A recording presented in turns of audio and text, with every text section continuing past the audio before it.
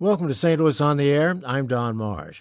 The folks from Sauce Magazine always watch the local restaurant scene with a sharp eye, and what they're looking at right now are some of the brand new eateries for the area they consider lip-smacking good.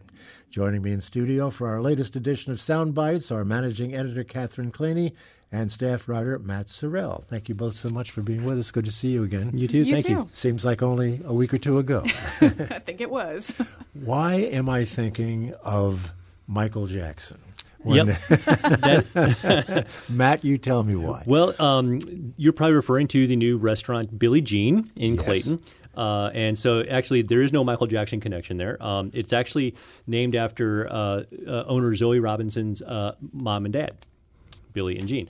So it's a really great place. If you're not familiar with Zoe Robinson, she has been a fixture on the culinary scene here for years. Great restaurants like E. Fratellini and Bar La Frere, which are still open in Clayton as well. And Zoe's Pan Asian in the Central West End, which is a longtime favorite of many people's.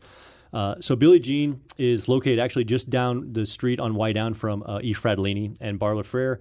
And I like to say it's a little bit of Manhattan in St. Louis. It's very classy, it's almost like you're in the Upper West Side. It's just fantastic food. She is working with her longtime collaborator, Ni Vangsali, who is her executive chef and has been her executive chef for many, many restaurants. Really nice menu, a little bit of European influence, a little bit of Asian influence. Just a really great space. Well, she started here some years ago. Was it Cafe O or Cafe Zoe that she started? Cafe Zoe, yeah. So she's been very, very active on the restaurant scene for a absolutely. long time. Yeah. And just always very well regarded. Every place she has is extremely well thought out, well designed, great menus. Right. What have you got for us, Catherine? Sure. So from Manhattan to the Midwest, Honey Pit Smokehouse has opened in Kirkwood. And when I was doing my research, I didn't really come across any barbecue joints in Kirkwood. So I was happy to see that they finally have one to call their own. This is at the intersection of Big Bend Boulevard and Kirkwood Road. For people who are familiar with the former Steak and Rice, that was where it was located. And Honey Pit uses water smokers, which the owners say use a combination of steam and smoke to keep the meat extra tender. We really liked it. I personally evaluate barbecue places based on meat first. I'm not a big sauce person, even though there are very good sauces out there, but I find they cover all manner of sins in terms of how to smoke the meat. Which is what they were designed to do by the French centuries ago. Exactly. Yeah. So, but I found everything there sauceless was wonderful, and their house sauces were good too. The ribs were perfect. They had a sticky glaze on the outside and that perfect pink ring. When you tear into them, you can tell it's been in the smoker for several hours. The meat just barely clung to the bone, but still enough that you could pick it up and not have the whole thing fall apart. Turkey is usually an afterthought at a lot of barbecue joints, but we were impressed here. It traveled from Kirkwood to our offices downtown, sliced. It was still tender. It was still juicy. It was perfectly smoked. And we also really liked the hot links that they do. They seemed highly seasoned with a lot of different spices, Louisiana spices. I felt like there was a lot of paprika in there. And it had a nice snap when you bite into it. I hate it when you bite into barbecue sausages and they just kind of mush. This was a very pleasant texture. Sides-wise, we are suckers for any battered seasoned French fry, and these did not disappoint. We were also pleasantly surprised by the cornbread muffins. They're light, they're slightly sweet, and they were both great for sopping up any leftover sauce or drippings on the pan. So. A little bit different, Matt, than Mexican cuisine. Quite a bit different. The next place I'd like to speak about is Casa Juarez Mexican Town, which is in the Maryland Heights area, and it's Mexican Town is a very apt description. It's a huge space, about 11,000 square feet. Whoa. Used to be a restaurant called Rice Bowl most recently, and they have about 250 seats inside, 120 seats outside for when the weather warms up. Huge menu of Mexican food. These are the folks that used to own Chihuahuas and just down the road from here. And really impressed with some of their offerings, like their tacos. They have a really nice range of fajitas as well. And bar-wise, they offer tequila flights, but they also offer margarita flights. So you can get a flight of 3 different 8-ounce margaritas made with various tequilas and other ingredients. So that's a nice add there as well. And they just opened last week, and from what I understand, they have been packed since they opened the doors. And Catherine, more activity on Cherokee Street. Indeed, and unlike the 11,000 square foot space in Maryland Heights, this place is teeny tiny. It's called Parm Pasta and Sandwich Company. You'd expect this place to open on the hill, not Cherokee Street. They do a lot of classic Italian sandwiches. In the space that it's in on Cherokee has been an incubator for a lot of establishments there. It was formerly the home of Little Dipper Sandwich Shop and also Teatopia, which has since moved down the street to a bigger space. It's very small, only takeout. They have a half dozen Italian sandwiches to go. We really liked the eggplant parmesan. This is not a pretty sandwich by any means. It's a messy, sloppy, cheesy, tomatoey thing that you really should have a fork for. But it's so fun and it's so good and so indulgent. And the meatball sub was another favorite. The meatballs are really tender and flavorful. They stand well on their own, but they're great in the sauce. You definitely won't be able to finish a whole sandwich, but you'll have a wonderful, messy time trying. I'm going to bet that the eggplant parmesan sandwich is not served on Wonder Bread. No, it's served on a giant hoagie roll. As it would have to be if it's exactly as sloppy as you say. Is this time of year an unusual time of year for restaurants to be opening? I mean, the weather's unpredictable, it's cold. And yet we have four of them here that are just opening.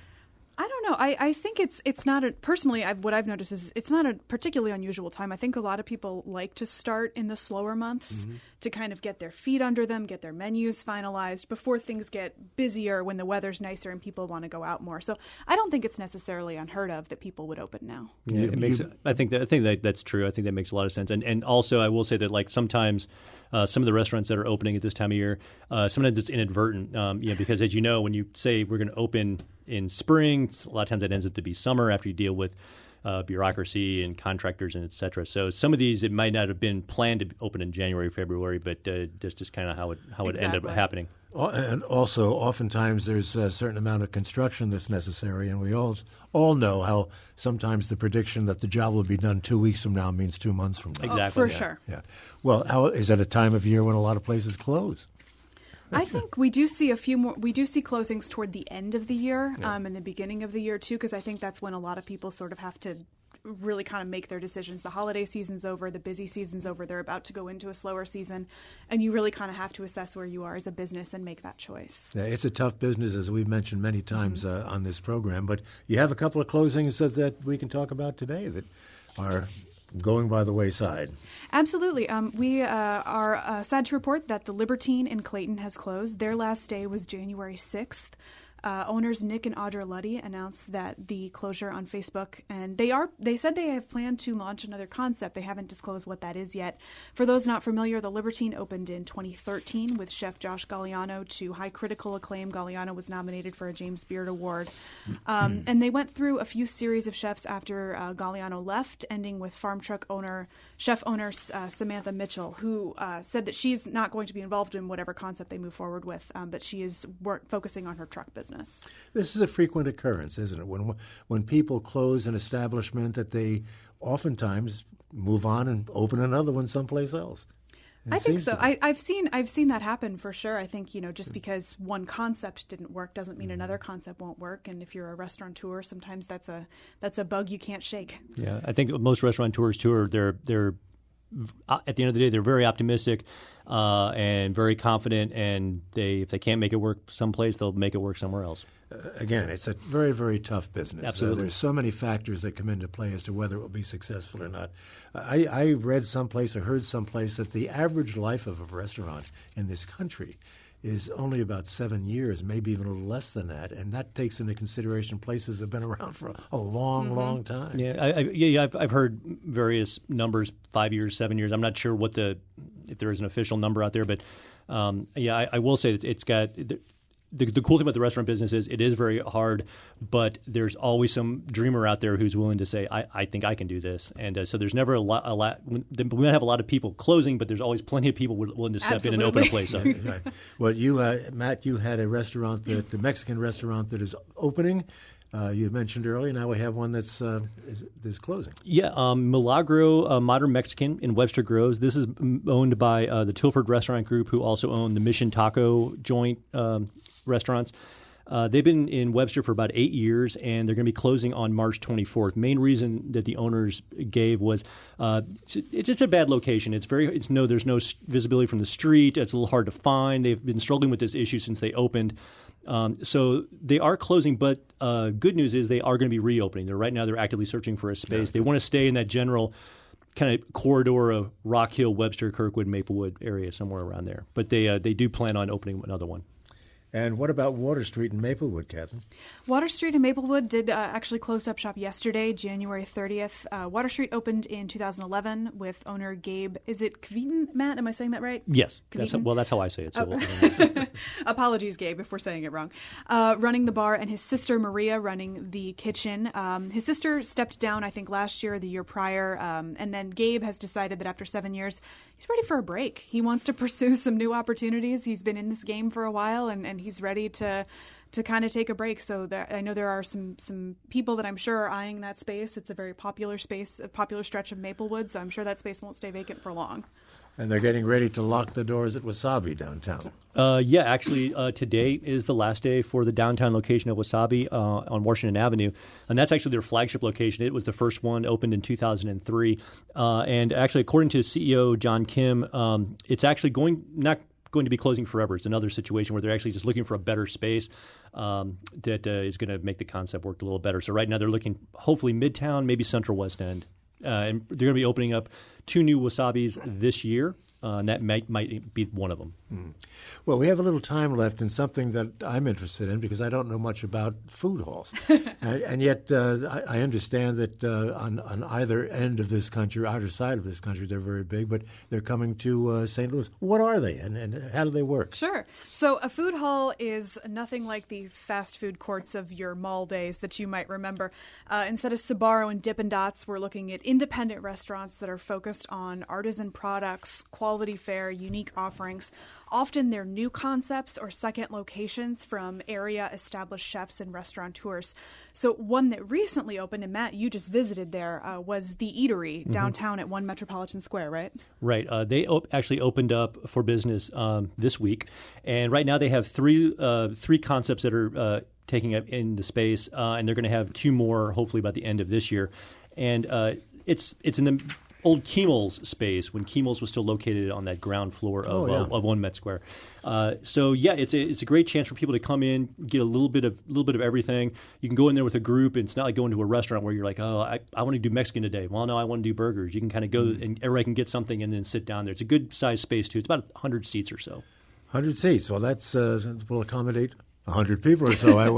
Exactly. I would guess. Do you think there is any issue at all with basically competitors shoulder to shoulder in spaces like this? I think it goes back to that camaraderie that I feel like we talk about every other time we're on air.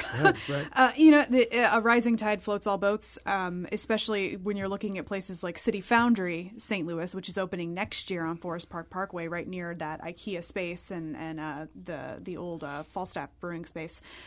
There's 7 tenants that are lined up there. They're all pretty well-known names in the St. Louis restaurant industry. And if they all are successful, they're bringing in more people. They're getting people that'll say, oh, I haven't tried that one yet. I have tried this one. You go get this. You go get that, and we'll share. So I think the more they work together, the bigger crowd they draw. Yeah, absolutely. I would think it'd be, excuse me, Matt, I think it would be somewhat complicated if you have a number of different tenants under one roof. Just, figuring out how you're going to pay the rent, who does what. I mean, that's got to be an issue. I think you know better than me on this, Matt, but didn't there's the contracts arranged with the companies that own the food hall. That's sort of lined out for them, right? Right, and there's also not going to be direct competition. Like you're not going to have 2 burger places or 2 fried chicken places. The themes are spread out, so there's not a lot of direct competition. But I think the competition raises everybody's game, so I think it's a good thing. Right.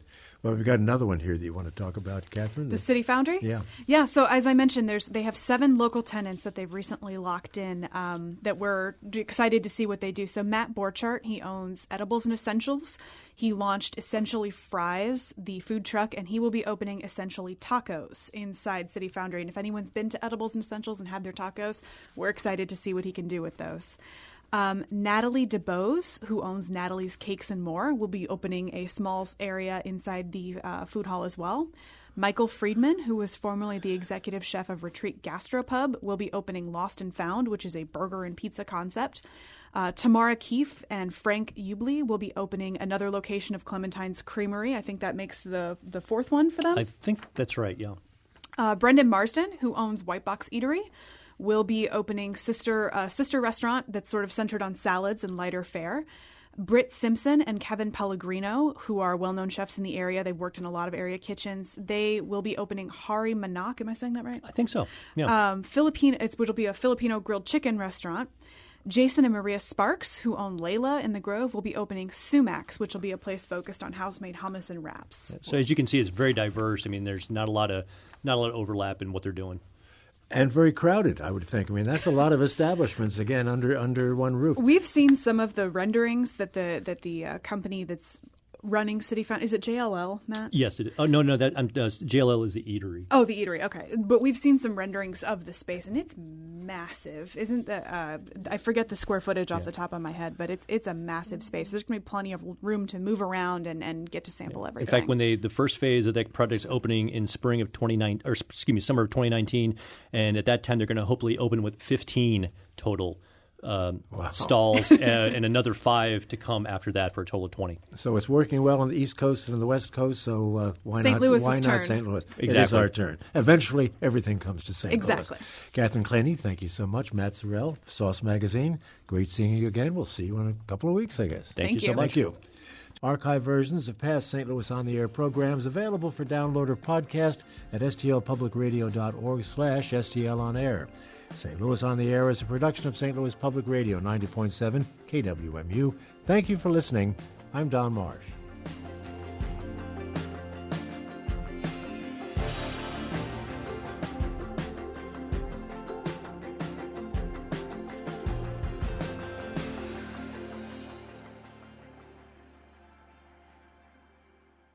Support comes from Missouri Forest Products Association, committed to sustainable and sound conservation of the state's forests, which support more than 41,000 Missouri jobs, resulting in a $10 billion industry. ChooseWood.com.